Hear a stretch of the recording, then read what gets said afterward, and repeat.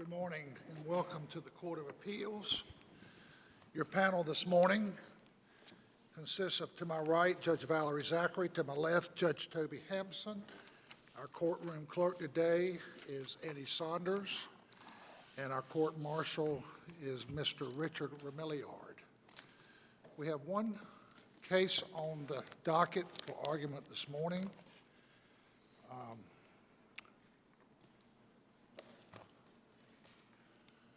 Adams Auto Group versus Alfredo Antonio Rodriguez.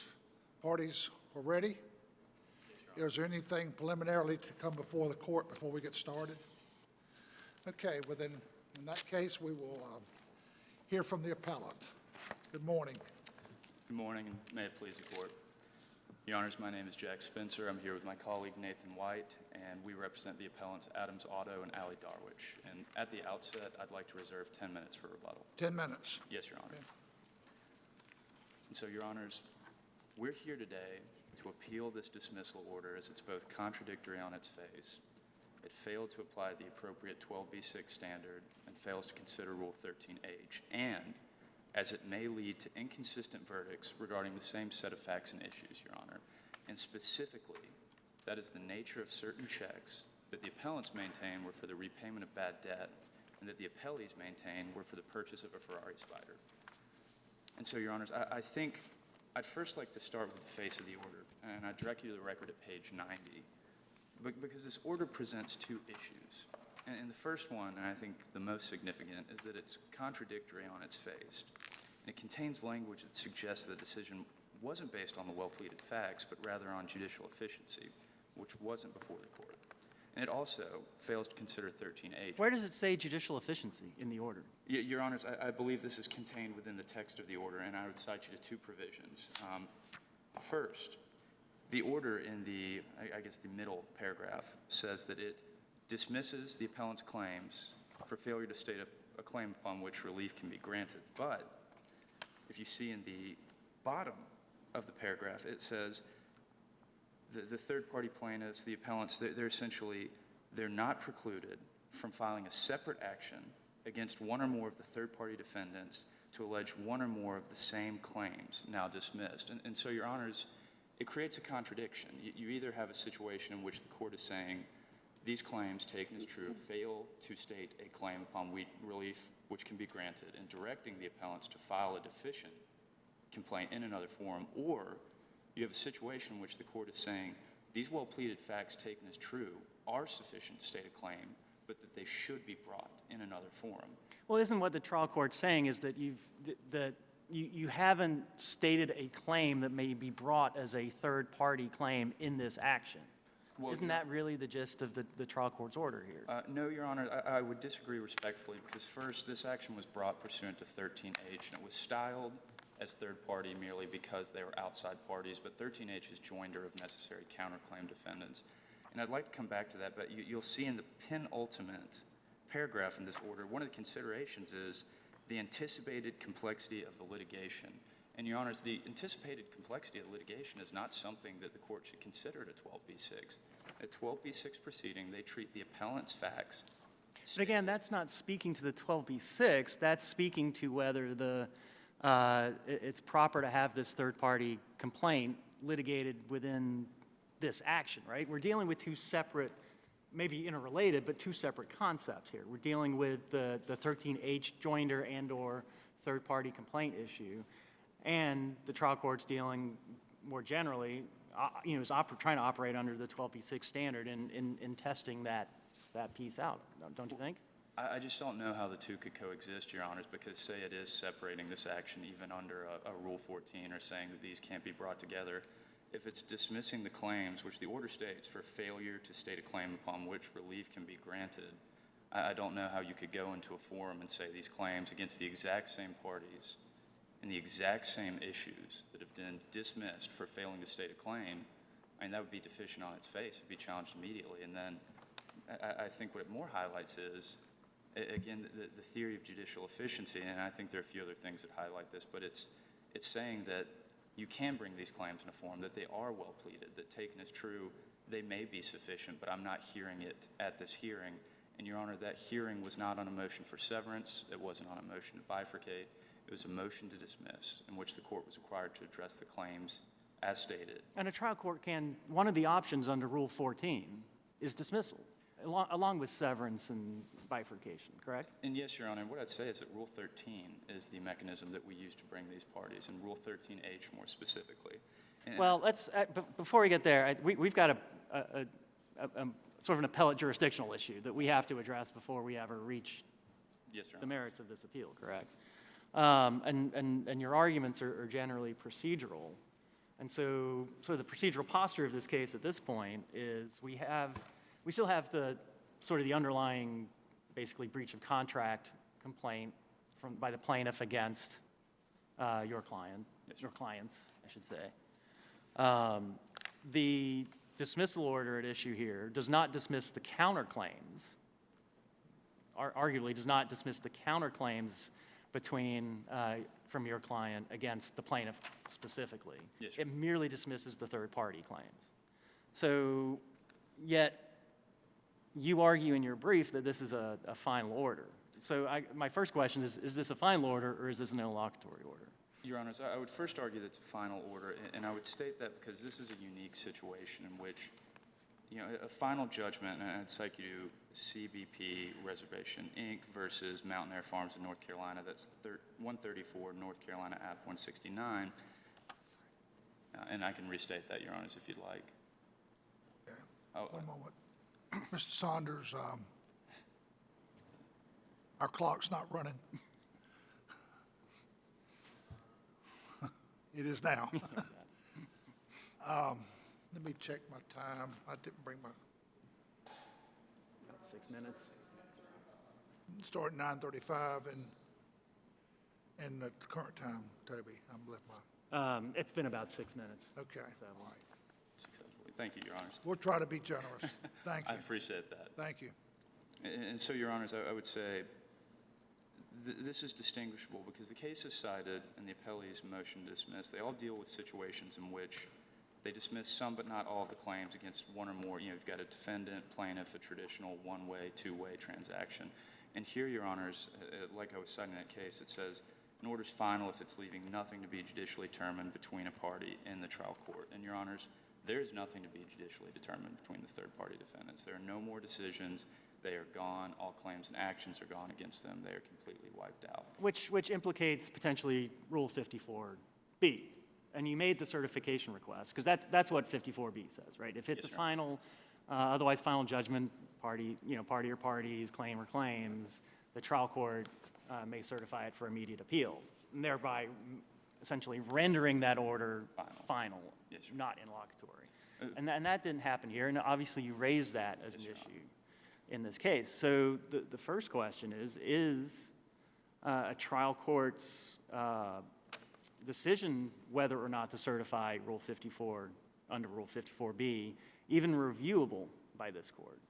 Your Honors, I'd say this for a few reasons, and I would cite you here versus Amerigas. This is Amerigas Propane LP, and this is a North Carolina business court, or a Superior Court case from the business court.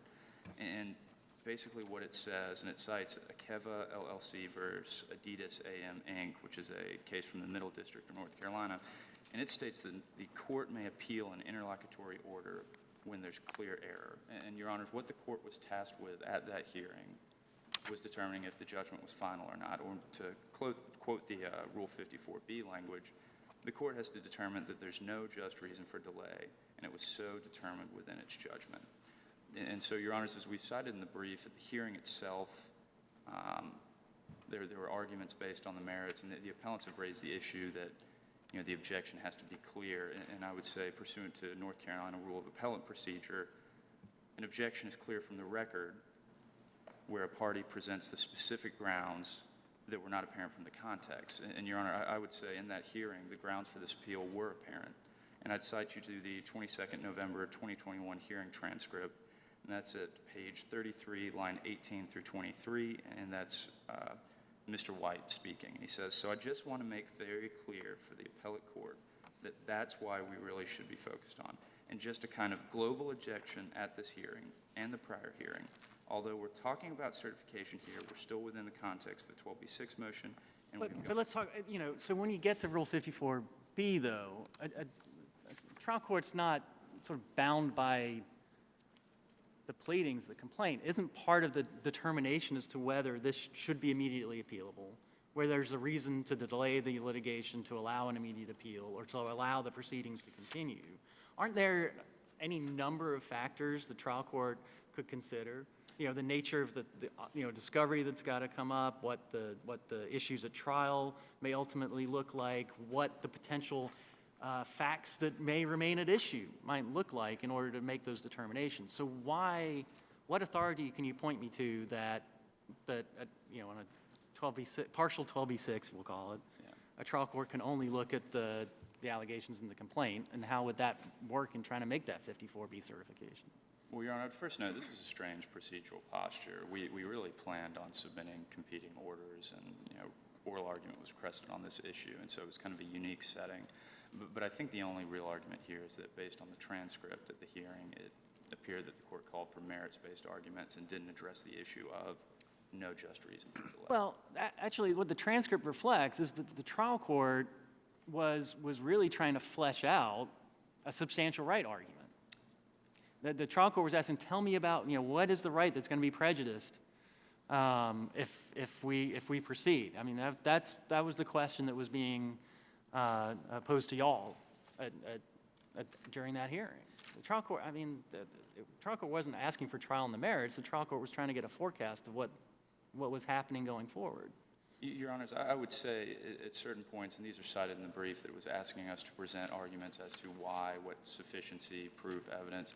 But I think, Your Honors, I think that transitions to an interesting point in that even if this Rule 54B is not appealable, the decision as a whole is appealable because it affects a substantial right. And, Your Honors, the substantial right affected, and that was set forth at that hearing, is the right to not have a trial on the same facts and the same issues in two separate forums in which you would get a competing verdict. Do you agree that the substantial right for an interlocutory appeal is a separate issue from the Rule 54B? There are two separate ways to bring an interlocutory appeal? Yes, Your Honor. When you're looking at the denial of a 54B, the case you cited said there was incorrect in law. Yes, sir.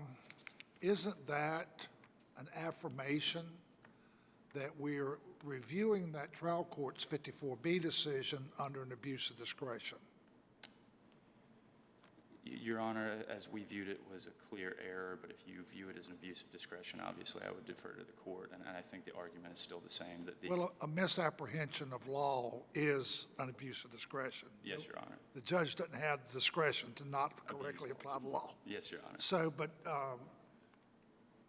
So would you focus on that argument, why you thought it was legal error for the trial court not to give the 54B?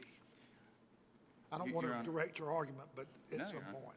And I think the whole focus is that the court was directed to determine if there was no just reason for delay, and that we kind of set forth in the briefing that at the hearing it appeared that the overwhelming consideration was merits-based arguing, re-arguing the facts of the trial court, which is not appropriate before a court at that hearing. And so those were the grounds for dismissing that appeal, Your Honor, or for raising the appeal. But I would still say even if the court finds that Rule 54B is not appealable, that's not a dispositive issue as to the whole appealability of this case. Did the court leave you with the ability to refile your case?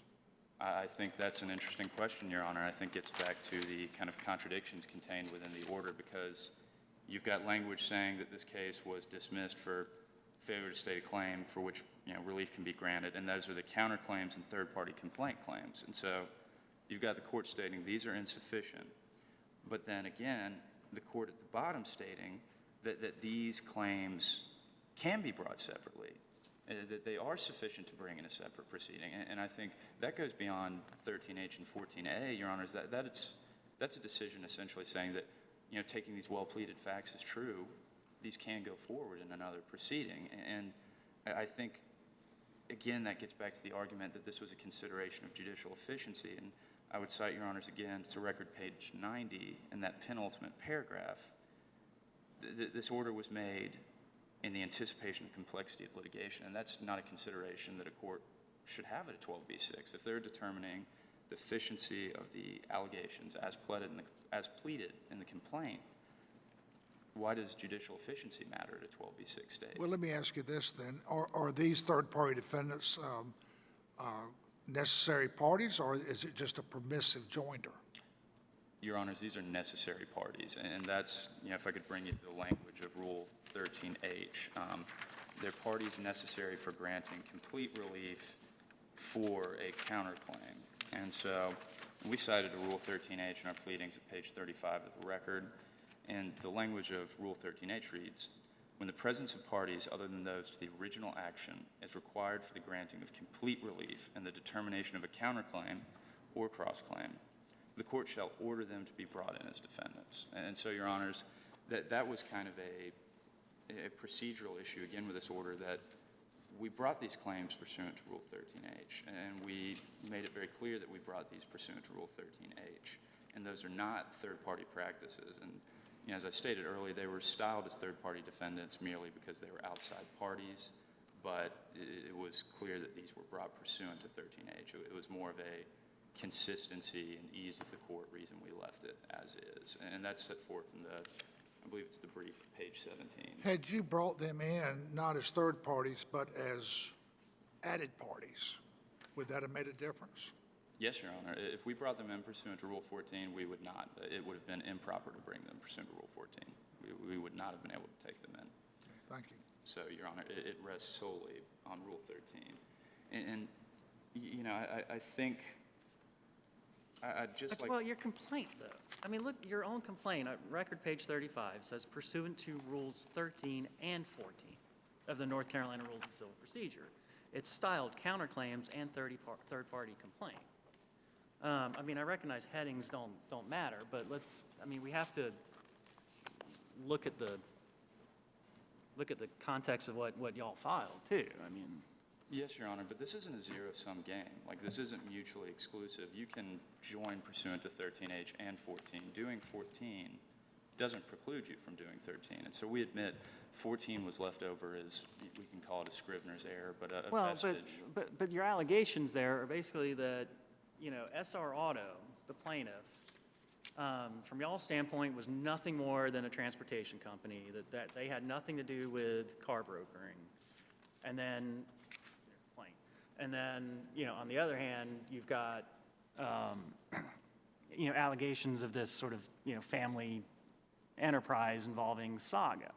And isn't one of the things the trial court's struggling with here is that, those are kind of competing allegations. On one hand, SR has nothing to do with brokering car transactions. And on the other hand, you've got this family enterprise, which is kind of where I think perhaps the trial court's thinking these are two separate matters, two separate entities, not compulsory counterclaims. And Your Honors, what I would say is, if you look at the, what's styled as the appellant's amended pleading, we viewed the actions with SRAuto and the family defendants one and the same. They were treated as a family enterprise that doing business with one was doing business with them all. And this was evidenced by the fact that in business transactions with SRAuto, checks that would come in weren't from SRAuto's personal bank account. They were from personal bank accounts of the various family defendants. And so essentially what we're saying is these entities were one and the same. And I would cite you to the record at page 36 and 37 where we state that all interactions with the appellees were viewed as one and the same, and that business was business with them all. And this took course over the place of 50 transactions, Your Honor. And so that's where this comes in, is these parties are inextricably intertwined. This isn't a veil-piercing action. This is an action where we say these parties acted as one and the same. And so, Your Honors, I think that kind of highlights some of the issues with this proceeding. Is, first, you've got a case where there is complexity, but complexity isn't before the court. The determination before the court is a Rule 12b6 determination. And as I've stated before, it appears to be contradictory on its face. And I think it's important to consider some of the longer-term implications of this order. Say we allow this to go forward in a future proceeding, discovery happens, the second, trial. What happens if a judge, after discovery, determines that it wants to consolidate the cases? Does this order entered before, the appellants have even filed a pleading in that matter preclude it? And I think that gets back also, Your Honors, to the substantial right doctrine, because what happens if you allow these two cases to go forward is you get a trial in one forum and a trial in another forum on the same issues, and one court could determine that these checks at issues were for the purchase of a Ferrari Spider, and one court could determine that these checks were for the repayment of bad debt. And these are the same checks, and so those orders cannot exist in the same universe. Well, but, I mean, isn't the plaintiff kind of bound by their pleadings in this action, saying this is not, they say these checks were for the purchase of the Ferrari. They're sort of bound by that pleadings. They couldn't come back in and say, oh, well, this should set off the bad debts or the bad. Well, no, Your Honor, it's the nature of the checks themselves that are at issue, because these checks are the same checks. And so the problem you have is if a court determines that these checks are for the purchase of a Ferrari, and another court determines that these same checks are for the repayment of bad debt, like, yes, those are what, the allegations the plaintiff is pleading, but they're contradictory order. You can't have an order that says, yes, these checks were for the purchase of a Ferrari, and at the same time, these checks were for the purchase or the repayment of bad debt. Like, that is the inherent contradiction. Well, did you argue to the trial court that rather than, dismiss the claim, that perhaps your third-party complaint should simply be, severed or bifurcated or stayed pending the outcome of the first trial on the merits on that underlying question?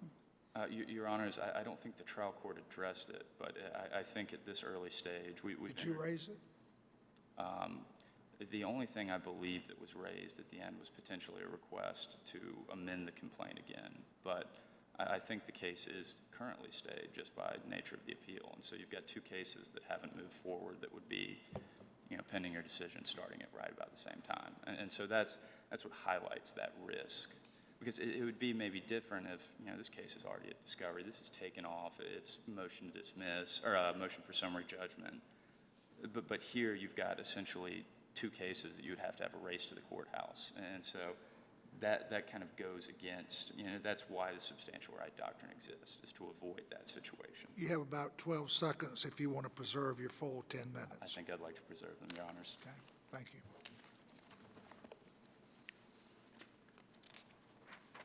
Hear from the appellee. Good morning.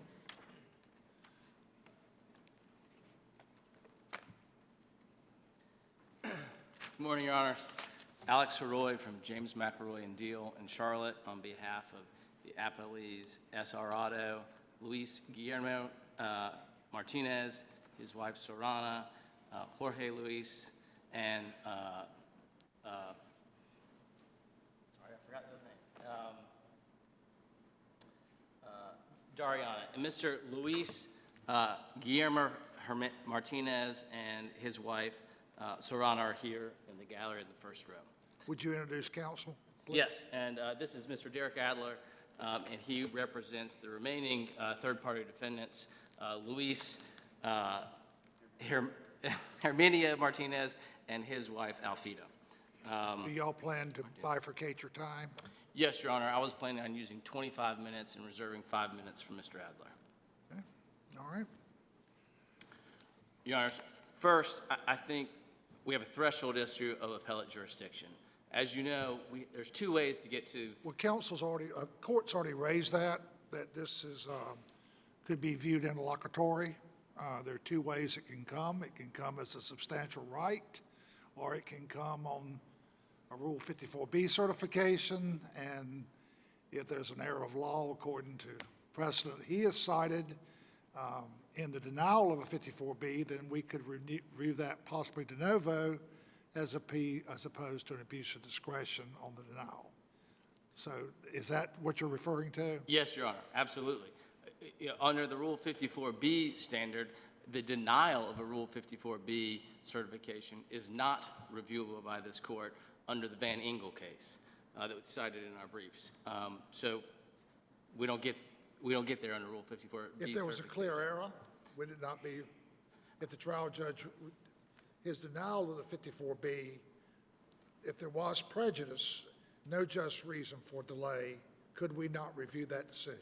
Not under the current case law in this jurisdiction. I've not seen that. The Van Dingle case does not talk about that at all. It just says that a denial of a Rule 54B certification is not reviewable by the Court of Appeals. And if we find the case says what counsel represents it says, then where does that leave us? I think then we have to get into the substance of it and say there's not clear error, and we have to get into why Judge Hoover was appropriate and what he considered, and some of the questions that the panel has asked go into what did he consider, what were his questions designed to get to. He asked a lot of questions about, where does it say that? How do you just say there's these family defendants, it's a conspiracy? So he's asking those questions, so we have to look at it and substantively and say, was he right or was he wrong? And we would obviously contend that he did it right. He looked at everything. There's numerous times we're talking about Rule 14, he redirects under Rule 13, and that's not acknowledged in the appellant's brief. Is it your possession that the appellant is not prejudiced on their ability to refile any claims? Correct. So they're free to refile, and there would be no estoppel or res judicata effect from this order that's before us today? Correct. And we, as Judge Hampson mentioned, we'd be bound by our pleadings. We couldn't, in that case, go and say, well, these checks were for bad debt. We would be absolutely prohibited from doing that. It would be suborning perjury for me to say that, and perjury for the parties to permit that. So absolutely not. They can absolutely bring this as separate action. It's not proper here. So because it's Rule 54B certification was denied, the only way we get here is a substantial right. And they have failed to meet that test. It's a two-part test, and it's a substantial risk, and then the risk of inconsistent verdicts. In the appellant's brief, the cases of Doe versus City of Charlotte and the Stevenson case, which Judge Tyson, you authored, both talk about it's the appellant's duty and job to state in the grounds for relief what are the facts. What is the law that says this is a substantial right? It's not for the Court of Appeals to make up the arguments and say, here's how you get there.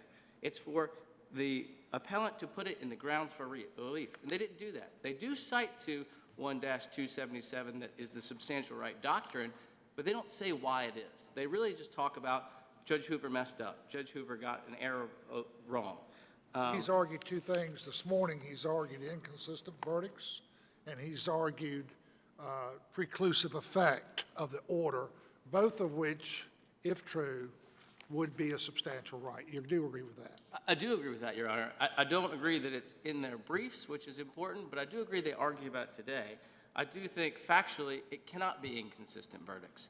And that's because if you, one of these cases, this case ought to go first. It's filed. This other case hasn't even been filed first.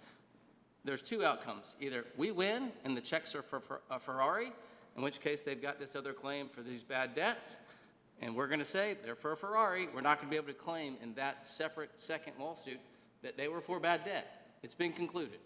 If we lose, they're for bad debt, they don't have a claim as the $277,000. There's no claim. There's no second lawsuit about that debt because it's been applied. We may disagree with it, but it's been applied that way. And so in this case, it's impossible for there to be inconsistent verdicts. You don't deny the claims are related because the parties are the same? There is some overlapping. Yes, Your Honor. So are the counterclaims permissive? Well, I think under Rule 14 talks about proper third-party practice. And proper third-party practice is basically cases of indemnification. That's when you get to bring in third parties. Are they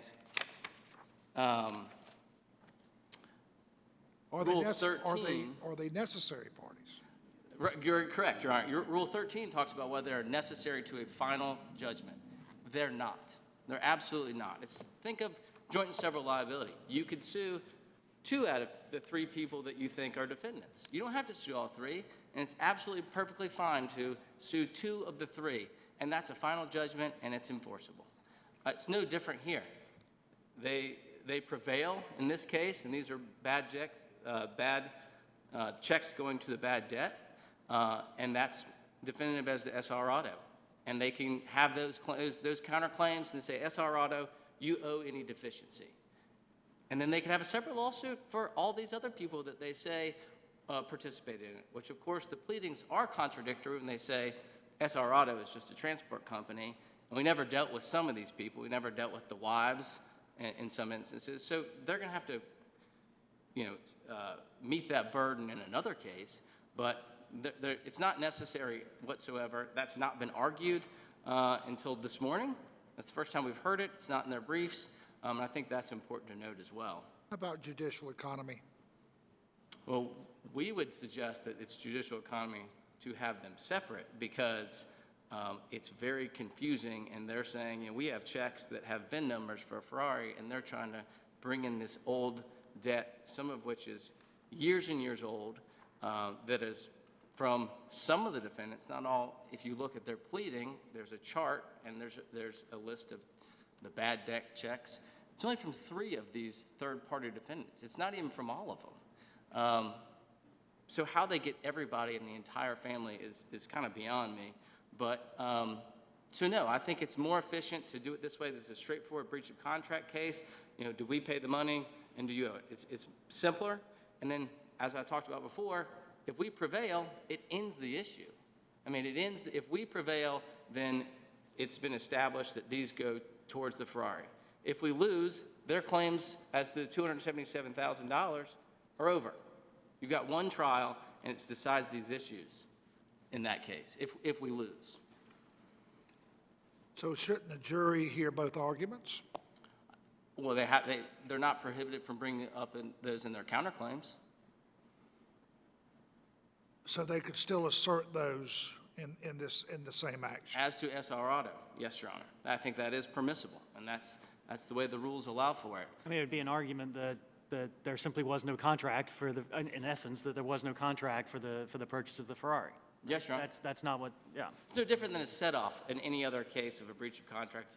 You owed me prior money, but to say other people owed me money, that's what we'd have to, that's what separates it out. But it's a set-off. It's a third-party set-off. And it's the counterclaim / third-party claim, whatever you want to call it, those claims are not actually directly for sort of the debt payments themselves. I mean, these are tort claims, are they not? It's sort of fraud, conspiracy to commit fraud, and then a separate claim for punitive damages. So those counterclaims don't really even arise from the debts themselves. It's not a debt collection action. It's not a contract action back and forth. It's sort of as I understand it, it's basically that essentially y'all's efforts or your client's efforts to try and recoup this Ferrari is itself. Exactly right.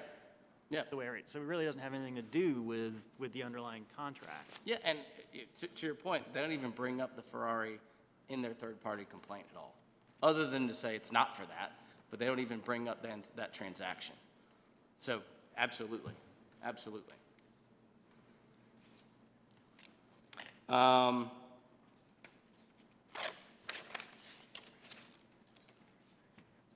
So again, as I started out, I think it's a threshold issue of, I don't think the appellate court is as much fun as it is being here. I don't think that the appellate court has jurisdiction to consider this because a substantial right has not been established or not been invoked here.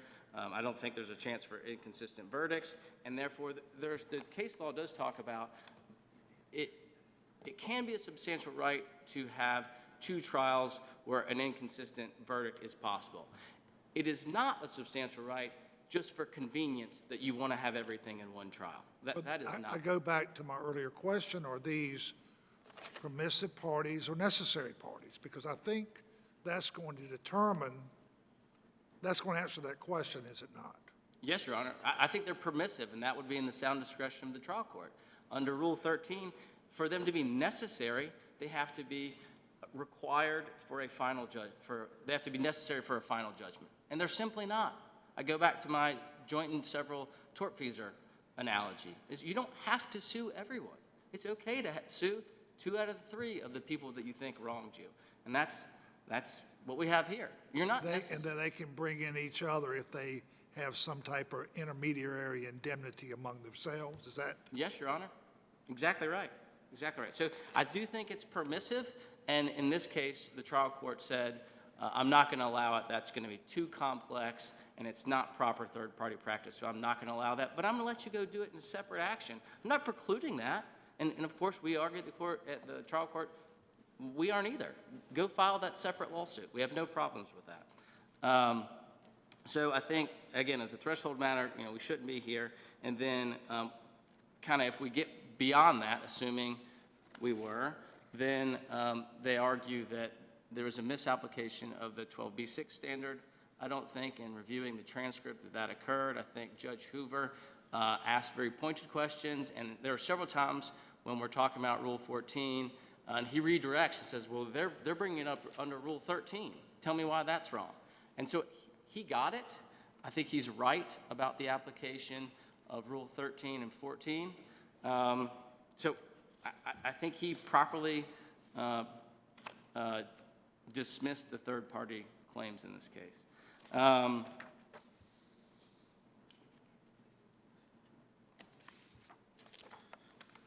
Hearing that they're not proceeding any further under Rule 14, I don't think we have to go into that, but that would be the Zizzo case that we cited that talks about third-party practices really for indemnification, but I don't think that's necessary here. Yesterday, we submitted an additional authority, which is the Grouch versus Rotuno case, and in that case, it stands for the proposition that if you don't argue something, it's abandoned, and I think that's what we'd argue as to the Rule 13 as them being necessary parties. Again, this is the first time we've heard of that today. I think it's substantively incorrect that they're not necessary parties, but I also don't think that was raised in any of the briefing. And again, under the substantial right analysis, you've got to put in the issues before the appellate court, what is the substantial right? And so to now say that it's, to invoke Rule 13 in this way, that's not included. Now, there's another memorandum of additional authority citing grandfather center shops. Is that correct? I don't believe. I think. Filed by Mr. Odom. Oh, okay. Yes. Yes. I think maybe I just printed out the wrong one, but yes, that's correct. And I think that's the substantial right analysis case, and I think it mimics a lot of what we've talked about today.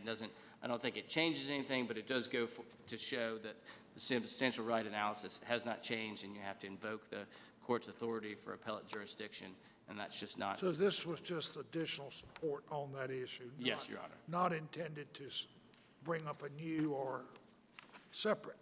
That's correct, Your Honor. It's just, yeah, it doesn't change anything. I mean, the cases, if you read them, they really are, when you look into substantial right, it's a fact-based inquiry. And you have to look at the facts to say, can there be inconsistent verdicts? And that's why I think this is a more fact-intensive argument, is talking about here, there just simply cannot be. And in the appellant's presentation and their brief, they don't tell us how they can be inconsistent. They simply say that they are inconsistent. And I think that's kind of a pattern of the conclusory allegations that Judge Hoover was concerned about, is to just say it. You have to tell me why. And I don't think we have that.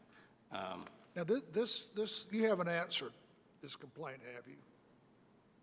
On behalf of SRAuto and I believe on behalf, give me 1 second, Your Honors. We simply moved to dismiss, my clients simply moved to dismiss, Dariana Samalat and Sorana Ruiz moved to dismiss in lieu of an answer.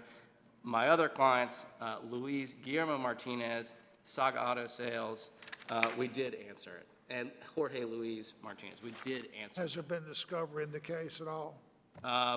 Yes, as to SRAuto sent some discovery to Adams Auto, and that has been answered. That was answered, gosh, at this point, maybe 2 years ago. It's been a long time. And I think it goes to, you know, one of the cases we cited at the trial court, it says there's no better way to frustrate the administration of justice than fractured appeals. And I think that's what that is that this case, is they're trying to do this to delay. We filed this case over 2 years ago, and we haven't even gotten really out of the gate. We've done some preliminary discovery. We have not been able to take depositions.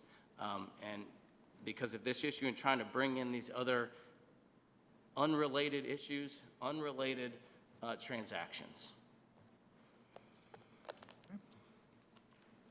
You have counsel that you want to split? I don't have anything further unless you guys have any questions, and I'll leave the balance of much more than 5 minutes to Mr. Adler.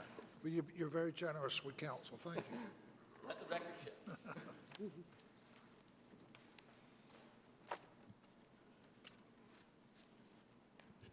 We'll give you a couple of seconds to get set up.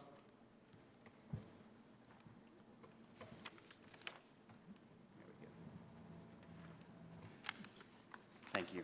May it please the court, Your Honor, Derek Adler of DeVore, Acton, and Stafford, on behalf of the third-party defendants Luis Herminio Martinez and Alfilda Antonio Rodriguez. Obviously, Your Honors, we would reiterate the statements provided by Mr. Heroy.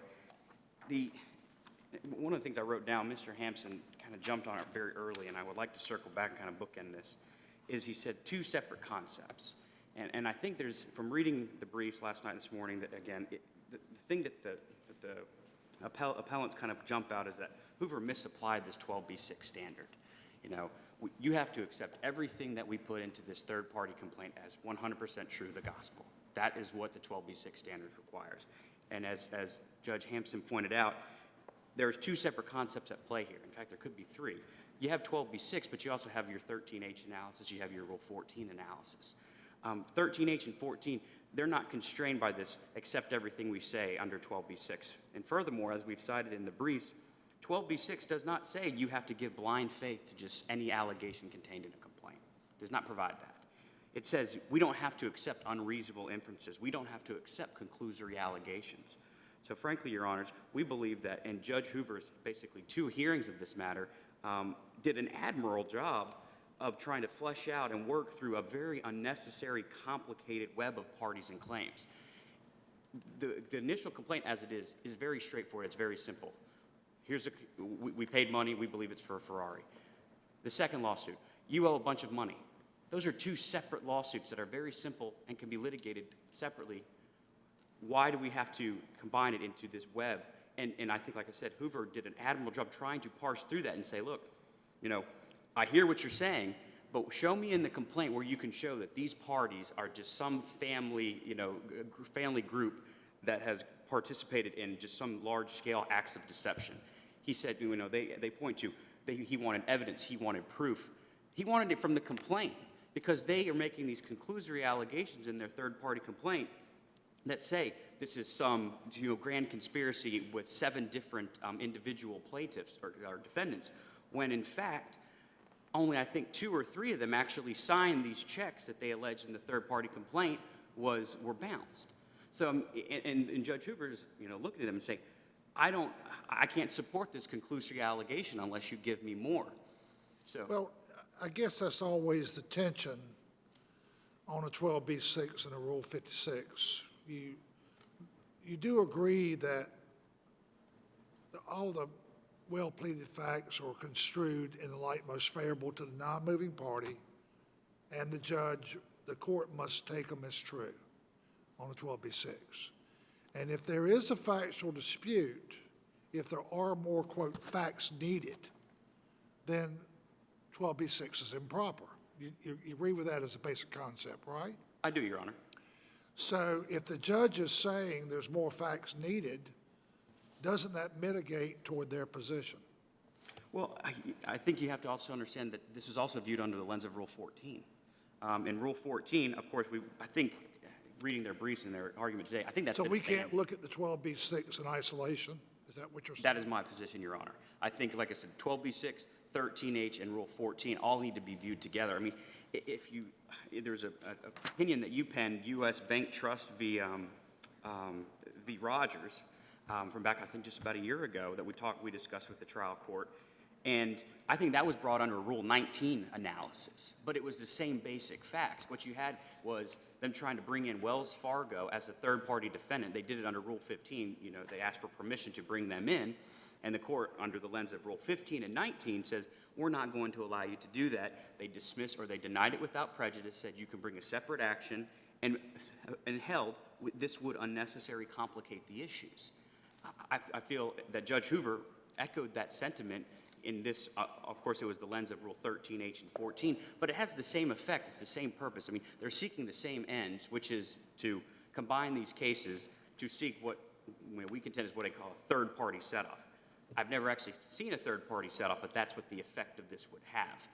And that's one thing that I think Judge Hoover also was very firm on. He said, look, I'm dismissing this without prejudice, and he specifically says, you have the right to file a separate action and make these claims. And it was dismissed without prejudice. And that also does not preclude them from alleging affirmative defenses. If they want to plead accord and satisfaction, if they want to plead set-off, in this case a third-party set-off, and then, of course, the catch-all from Rule 8b, any other matter constituting an avoidance or affirmative defense, they have every right to make that defense and say, look, we don't owe you this Ferrari. You didn't buy a Ferrari. This, as we agreed, you know, assuming they can provide that information and that evidence, we agreed that this was going to be payment for some outstanding debt that you already owed us. So that is why we deny that you are entitled to this Ferrari. All of that can still be litigated in the instant matter, and nothing precludes them in the subsequent, you know, in a subsequent pleading from alleging that these third parties are responsible for some unpaid debt. For those reasons, Your Honor, we believe, yes, that we, like, again, echo Mr. Heroy, these are permissive claims that the Judge Hoover, who is now retired, I want to say this was the actually last case he ever heard on the bench. I think we pulled him from retirement to have our last hearing. But I do believe that he did an admirable job understanding the issues and that the final order was well-reasoned, was well thought out, and it just simply echoed the fact that he does not have to accept unreasonable inferences and conclusory allegations of law. I see that my time has not expired, but if there are any other questions, I'd be happy to answer. Otherwise, I'll yield to the appellants. Anything? Well, we thank you. Thank you for your argument. Thank you, Your Honors. Rebuttal? Your Honor's view. I want to give you the opportunity to tell us who's sitting at the table with you as well. This is my colleague Nathan White. Mr. White, We're both with Alexander Ricks, Your Honors. thank you. Really where I want to start, Your Honors, or may it please the Court? Yes. Where I'd like to start is Rule 13H. And what I'd really like to start with, and this is contained at addendum page 1, this is a business court decision from Judge McGuire, and it's, again, Construction Managers, Inc. of Goldsboro v. Amory. And it's 18 CVS 1359, and it's at page 4. And Your Honor, this sets forth two things, because what I really want to clarify is the posture. We brought these parties under 13H, and this decision says that there's no particular formation for the complaint or counterclaim, and it held that dismissing a claim for not styling them properly would run contrary to the notions of fundamental fairness. And it went on to state, Your Honors, that the North Carolina courts don't require plaintiffs to move for joinder of a third party before filing a motion. And I think that pivots next to, Your Honor, that the allegations you heard that we haven't raised the necessary issue. And, Your Honor, these claims, if you look at the language of it, are required for the granting of complete relief. Do you at least accept now the council stipulation that they would not be eligible to plead estoppel or any type of preclusive effect to the earlier order? Your Honor, I don't know if I can say that based on the face of the order, just because it's... Well, you've got a stipulation here in this court. Can you repeat the question, Your Honor? Do you now agree that you are not precluded from filing a separate action to try to satisfy the claims, that there's no res judicata or preclusive effect to the order that's before us? I'd say that's unclear, Your Honor, and it's not res judicata and it's preclusion, but it's this nature of the order again, because we've got an order that says these claims against the third-party defendants, all of these claims, should be dismissed for failure to state a claim upon which relief can be granted. But then an order saying the parties are not precluded from filing the same claims against the same party. So I just don't know how you could go based on this order in front of another court bringing the same claims in the same party that another court has said are insufficient. And again, it's that issue of confusion that's created where if we can go forward in another forum, then were these claims sufficient? Then did we plead them sufficiently to survive a motion to dismiss? Because if that's what the court's saying, then really this issue of efficiency is an improper consideration. And it's further reflected, again, Your Honors, in the order where it's referring to the anticipated complexity of the litigation. This isn't a motion to sever. It's not a motion to bifurcate. It's a motion to dismiss. And there's just, based on the face of this order, I can't answer that question because it's contradictory. But for the conspiracy allegations, are there parties that you seek to bring in that have no relation or no direct contact with the transaction itself? Are you trying to drag in folks? No, Your Honors, because again, if you look at our amended pleading, we've pled that these people are part of a family enterprise. That and I think that's at 36 and 37 in the record. Again, Your Honors, that we viewed them as one and the same, and this was over the course of 50 transactions. This wasn't a one-off.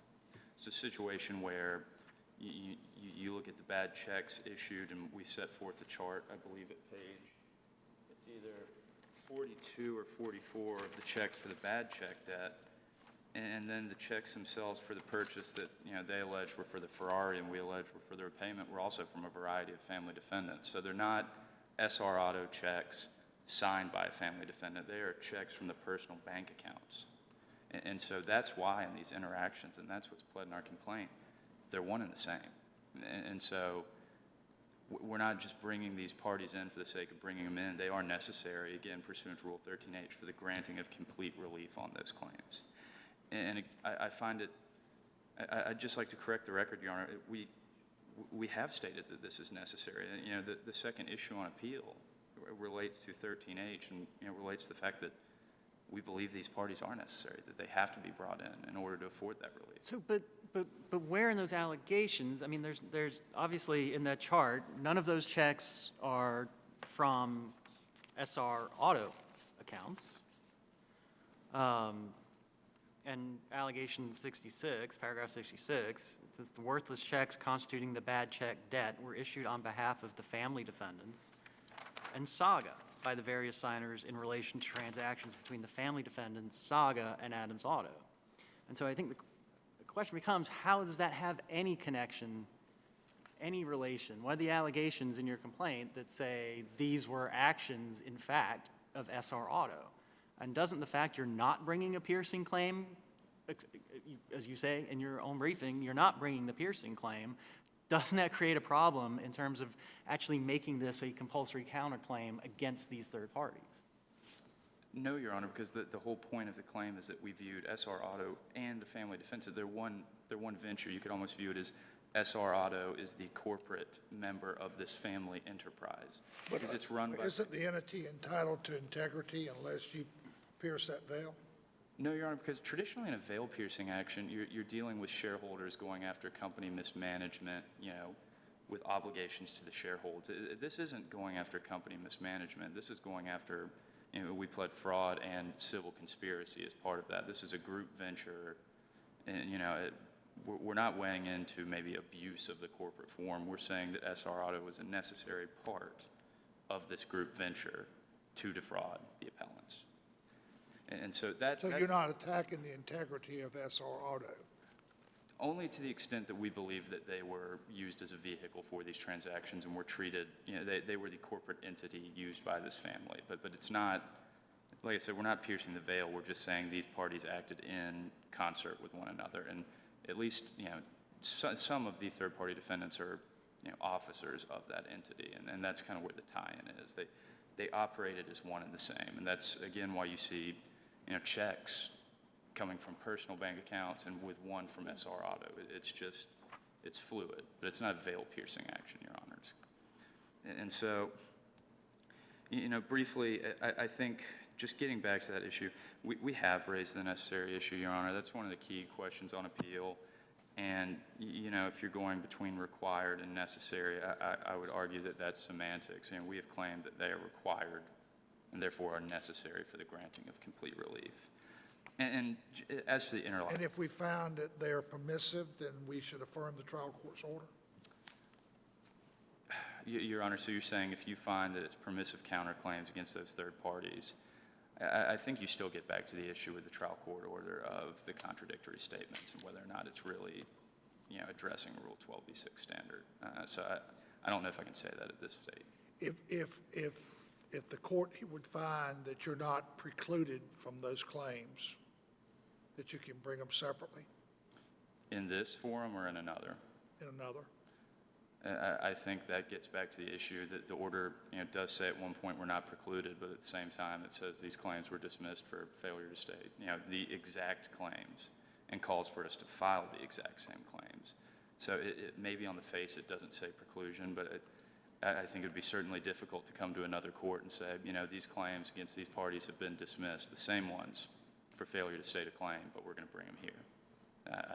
I don't see, I think that would be, again, contradictory on its face, and it's going to create a whole lot of issues, both initially and then again, kind of, as I highlighted, say, down the line, a court in the separate action decides it wants to consolidate the matters, can it? And that's not clear. And so, Your Honors, I think I'd like to briefly note that even if the court views this an interlocutory and it doesn't accept the arguments of substantial right, I would note that the court may, on its own volition, treat this as a petition for a writ of cert. And that's set forth in the Coca-Cola Bottling Company Consolidated versus Durham decision. And this is appellate court discretion. And it's also set forth in North Carolina Rule of Appeals, or North Carolina Rules of Appellate Procedure 21.